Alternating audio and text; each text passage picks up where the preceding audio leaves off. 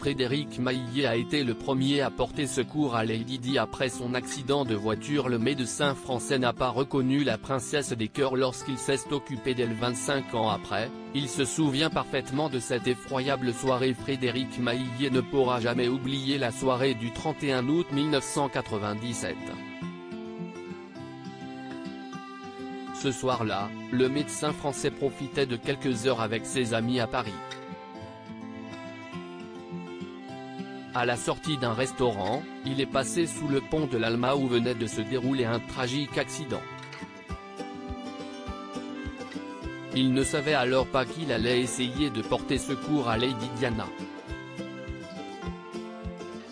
Frédéric Maillet conduisait dans le tunnel lorsqu'il a repéré une Mercedes fumante presque divisée en deux mais n'a pas reconnu la princesse des cœurs. J'ai marché vers l'épave de la voiture. J'ai ouvert la porte et j'ai regardé à l'intérieur, s'est-il souvenu à la veille du 25e anniversaire de la disparition de Lady Di, a Associated Press. 4 personnes, dont 2 étaient apparemment mortes, aucune réaction, aucune respiration, et les 2 autres, du côté droit, vivaient mais étaient dans un état grave.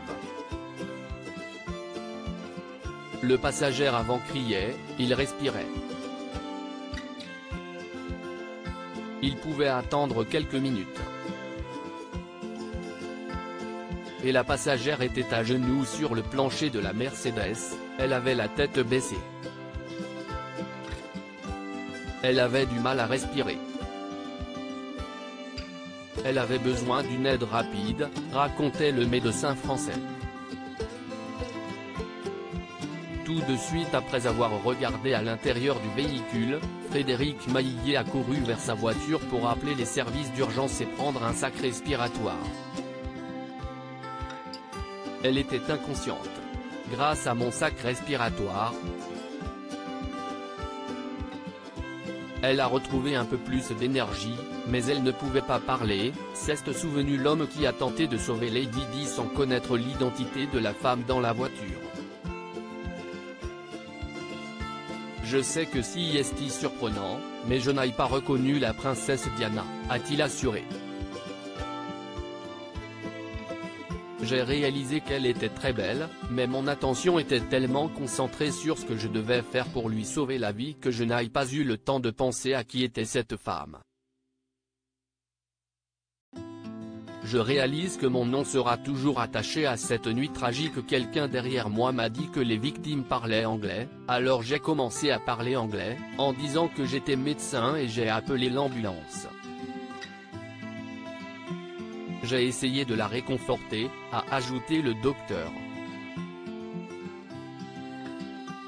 Les pompiers sont rapidement arrivés sur le lieu de l'accident et Lady Diana a été transportée dans un hôpital parisien, où elle est décédée quelques heures plus tard. Son compagnon Dodi Fayed et le chauffeur sont décédés sur le coup.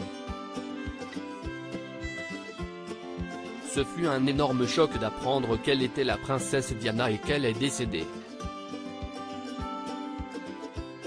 Je réalise que mon nom sera toujours attaché à cette nuit tragique, confie-t-il. Je me sens un peu responsable de ces derniers instants. Pour Frédéric Maillet, l'anniversaire de la mère des princes William et Harry ravive à nouveau ses souvenirs mais ils reviennent aussi chaque fois qu'il traverse le tunnel de l'Alma.